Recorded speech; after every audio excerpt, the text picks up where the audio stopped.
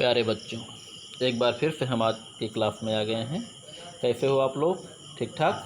चलो गुड। ठीक है बच्चों, आज हम लोग पढ़ेंगे गुस्तावस एडोल्फस का शेष भाग। ठीक है, चलिए हम लोग वहाँ पहुँचते हैं जहाँ हम लोगों को पढ़ना है। ठीक है बच्चों, आ जाते हैं हम लोग।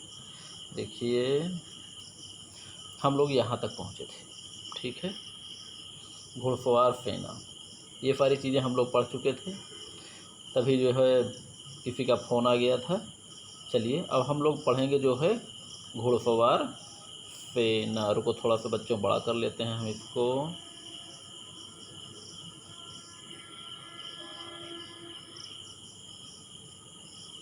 चलो, गुस्तावस ने दो प्रकार की घुड़सवार सेनाओं को रखा। इसमें पहला जो था वो है क्यूरेजियर्स। ये क्यूरेजियर्स अक्सर पूछे जाते हैं कि क्यूरेजियर्स घुड़सवार सेना या क्यूरेजियर्स क्या है। उसमें दे देते हैं पैदल सेना, थल सेना, अरे वो रथ, हाथी, घोड़े, पैदल, यानी तो ये क्यूरेजियर्स जो होते थे ये जो है घुड़सवार सेना के एक प्रकार होते थे। तो इसमें जो है जैसे हम पढ़ रहे हैं कि गुस्तावस एडोल्फस ने दो प्रकार के घुड़सवारों को रखा। पहले का नाम दिया क्यूरेजियर्स, दूसरे को नाम दिया ड्रैगन। अब देखिए जो क्यूरेजियर्स होते थे ये हल्के कवच युक्त होते थे, तलवारधारी सैनिक होते थे, अर्थात इनको तलवार से जो है प्रशिक्षित किया गया था। और इनका प्रयोग कहाँ किया जाता था? मुठभेड़ की लड़ाई में या भिड़ंत की लड़ाई में, जहाँ तलवार से तलवार चलाया जाए, जो भिड़ कर लड़ा जाए, वहाँ इनको प्रयोग किया जाता था। ठीक है, ड्रैगन जो होते थे ये कवचहीन होते थे, बिना कवच के। इनको जो प्रमुख हथियार दिया गया था वो है पिस्टल। पिस्टल आप लोग जानते ही हैं, बंदूक का छोटा रूप। ठीक है, ये कवचहीन थे। ये जो है गतिशील सेना के रूप में जाने जाते थे। इनको धावक सेना भी कहा जाता है, धावक अश्वारोही सेना भी कहा जाता है, जो कि दूर से आक्रमण करने के लिए इनको प्रयोग किया जाता है। कहने का मतलब ये दूर से फायर करते थे फिर वापस आ जाते थे। ठीक है, और ये तीव्र गति से सेना पर फायर करने वाली सेना भी कहा जाता है। ठीक है, घुड़सवारों को बंदूकों के स्थान पर पिस्टल एवं तलवार दिया गया। ठीक है बच्चों, ये चीज़ है। देखिए क्यूरेजियर्स को तलवार और ड्रैगन को पिस्टल। इनका कार्य भिड़कर लड़ना, ठीक है, इनका कार्य मुठभेड़ करना, और इनका कार्य जो है दूर से आक्रमण करना। ठीक है, इतना आप समझ सकते हैं कि पिस्टल से हम दूर से फायर करके भाग सकते हैं। मुठभेड़ का मतलब होता है भिड़ कर लड़ना। ठीक है बच्चों, चलिए समझ में आ गया होगा आप लोगों से, हम उम्मीद करते हैं। आगे बढ़ते हैं हम लोग। तोपखाना जो है इन्होंने, थोड़ा सा हम बड़ा कर लेते हैं इसको, तोपखाने को बच्चों। चलो ये हो गया तोपखाना हमारा। चलिए, इसने जो है 3 प्रकार से तोपों को संगठित किया, अर्थात अपनी सेना में 3 प्रकार के तोपों को इन्होंने रखा। पहला नंबर घेरा डालने वाली तोपें। ये तोपें जो है भारी तोपें होती थीं, बड़ी तोपें होती थीं, जिनका प्रयोग किले की सुरक्षा के लिए की जाती थी। किले के ऊपर दीवारों पर या तो लगाया जाता था या तो फिर ऐसे स्थान पर इनका प्रयोग किया जाता था जहाँ से जल्दी तोपों को हटाना ना पड़े। ठीक है बच्चों, चूँकि ये भारी होती थी, जल्दी से इनको आप हटा नहीं सकते। इनको हटाने के लिए बहुत से सैनिकों की ज़रूरत पड़ेगी, खींचने के लिए घोड़ों को ज़रूरत पड़ेगी। तो ये भारी तोपें होती थी जिनका प्रयोग किले के चारों तरफ ऊपर सुरक्षा के लिए लगाया जाता था। ठीक, अर्थात किलेबंदी के लिए लगाया जाता था। दूसरा नंबर है रणक्षेत्रीय या मैदानी तोपें। जैसा कि हमने प्रारंभ में आपको बताया था कि रणक्षेत्रीय तोपखाने का भी जनक जो है गुस्तावस एडोल्फस को माना जाता है। ठीक है बच्चों, गुस्तावस एडोल्फस ये खास करके मध्यम आकार की होती थी।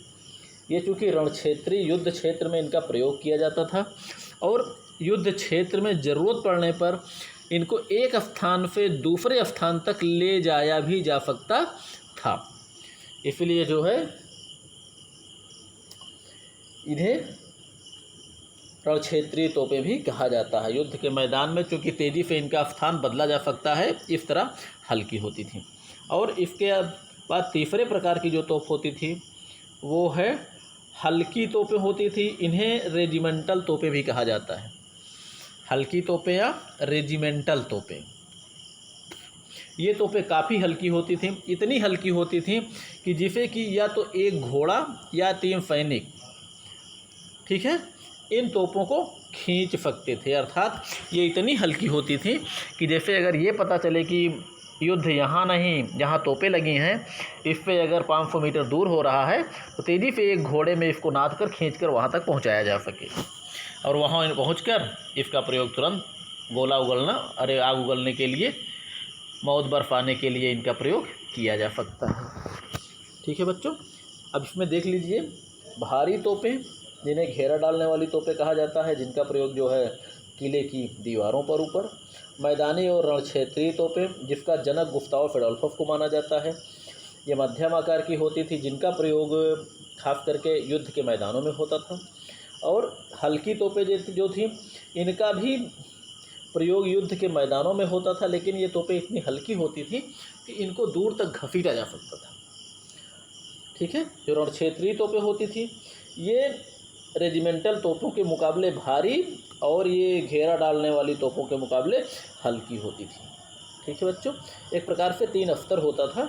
मध्यम आकार जो है रणक्षेत्रीय, भारी आकार घेरा डालने वाली, और सबसे हल्के आकार में रेजिमेंटल तोपें। अब देखिए इसमें इन्होंने परिवर्तन क्या किया, जो नियम इन्होंने बनाया, एक बटालियन के साथ जो है 2 रेजिमेंटल तोपों को रखा एवं 1000 पैदल सैनिकों पर 10 तोपें रखने का नियम बनाया। ठीक है बच्चों, चलिए आगे बढ़ते हैं हम लोग। समरतांत्रिक सुधार, देखिए ये महत्वपूर्ण है, अत्यंत महत्वपूर्ण है। इन्होंने पहले क्या किया, गहराई को कम करते हुए रैखिक संरचना या पंक्ति संरचना, जिसे आप लोगों को बताया हमने, आप लोग उसमें देखेंगे शब्दावली में, रैखिक संरचना अर्थात एक रेखा में, इसी को बोला जाता है पंक्ति संरचना या लाइन संरचना भी इसी को कहा जाता है। तो गहराई को कम करते हुए इन्होंने रैखिक संरचना का प्रयोग किया। जैसे कि हमने आपको उसमें बताया भी है कि पंक्ति संरचना का प्रयोग क्यों किया जाता है, तेज़ी से फायर करने के लिए। तो इसका जो क्या था, फायर शक्ति को बढ़ाने के लिए पंक्ति संरचना का प्रयोग किया जाता था। ऐसा ही इसने भी किया, किसने, गुस्तावस एडोल्फस ने। अगला नंबर पर मस्केटधारी सैनिकों को 6 एवं बर्छेधारी सैनिकों को 8 पंक्तियों में खड़ा किया। मस्केट का मतलब जो बंदूकधारी सैनिक होते थे इन्हें 6 लाइनों में खड़ा किया, और जो बर्छे वाले सैनिक होते थे, भाले वाले सैनिक, इनको 8 लाइनों में इन्होंने खड़ा किया। लाइन, पंक्ति, रैखिक संरचना एक ही चीज़ है बच्चों। लाइन, रैखिक का मतलब रेखा में खड़ा करना, लाइन में खड़ा करना। पंक्ति, पंक्ति भी वही है, एक लाइन में खड़ा करना। तो इन्होंने क्या करते थे, मस्केटधारी यानी बंदूकधारियों को 6 पंक्ति में और बर्छेधारियों को 8 पंक्ति में ये खड़ा करते थे। और हाँ, मस्केटधारियों की 3 पंक्ति से एक साथ फायर कराते थे। मस्केटधारियों की 3 पंक्ति से एक साथ फायर कराते थे। इसमें जो प्रथम होते थे वो घुटनों के बल बैठ जाते थे। तीसरे जो होते, वो दूसरे लाइन के जो सैनिक होते थे दूसरी पंक्ति के, वो उनके ऊपर झुक जाते थे, अर्थात उनके सर के ऊपर बंदूक लगा लेते थे सामने। और जो तीसरी पंक्ति के सैनिक होते थे वो सीधा खड़े होकर, यानी बंदूक का एक निश्चित क्रम बन जाता है। एक की ऊंचाई लगभग ज़मीन से 2 फीट, दूसरे की लगभग 3.5 फीट, तीसरे की लगभग 4.5 फीट, 5 फीट, ऐसे लगभग एक साथ जो है सभी फायर करते थे। क्योंकि आगे वाले सैनिक बैठे होते थे, आगे वाले को लगने की संभावना भी नहीं होती थी। उसके ऊपर वाले झुके होते थे, पीछे वालों का फायर उनको भी लगने की संभावना नहीं होती थी। ठीक है, चलिए और फिर आगे बढ़ते हैं हम लोग। अगर आवश्यकता पड़ जाए तो अधिक फायर करने के लिए जो ये 6 पंक्ति में लगाते थे, इनको 3 पंक्ति में लगा देते थे और सबसे बराबर फायर कराते थे। अर्थात थोड़ा सा गहराई जो 6 लाइन खड़ी करते थे वो 3 लाइन जो है लंबा कर देते थे। ठीक है बच्चों, चलो आगे बढ़ते हैं हम लोग। शेष भाग इसका, आवश्यकता अनुसार अगर सघन एवं तेज फायर करना हुआ तो ये क्या करता था, सैनिकों को समकोण आकार में मोड़ देता था। अर्थात जहाँ वो एक लाइन में खड़ी करते थे, अगर फायर यहाँ पर करना है इस लक्ष्य पर, ये है लक्ष्य, तो ये क्या करता था, ऐसे जो है बढ़ाकर और सैनिकों को यहाँ पे मोड़ देता था, यहाँ पे ऐसे मोड़ देता था। अब सभी मिलकर यही फायर करते थे, इधर पे इधर पे इधर पे, सभी मिलकर जब फायर करेंगे यहाँ पे, तो ये तेज़ी से एक स्थान पर फायर होगा और ज़्यादा से ज़्यादा जो है फायर किया जा सकेगा। ठीक है बच्चों, अर्थात समकोण में मोड़कर भी खड़ा करता था। चलिए आगे अगला नंबर है, घुड़सवारों को भी इन्होंने 3 पंक्तियों में ही खड़ा किया था। अर्थात घुड़सवारों को भी ये 3 पंक्तियों में ही खड़ा करता था।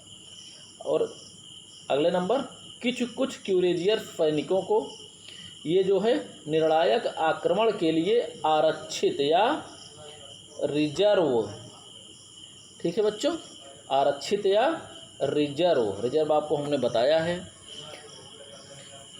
जो आखिरी समय जो काम दे, ज़रूरत पड़ने पर जो काम दे, वही है रिजर्व। तो रिजर्व के लिए आरक्षित सैनिकों को क्यूरेजियर्स को रखता था। क्यूरेजियर्स वही मुठभेड़ करने वाले, तलवार चलाने वाले सैनिक, घुड़सवार पढ़ चुके हैं आप लोग। ठीक है बच्चों, अब ये चैप्टर यहीं समाप्त होता है, बाकी आगे फिर अगले चैप्टर में हम लोग मिलेंगे। ठीक है बच्चों, चलो।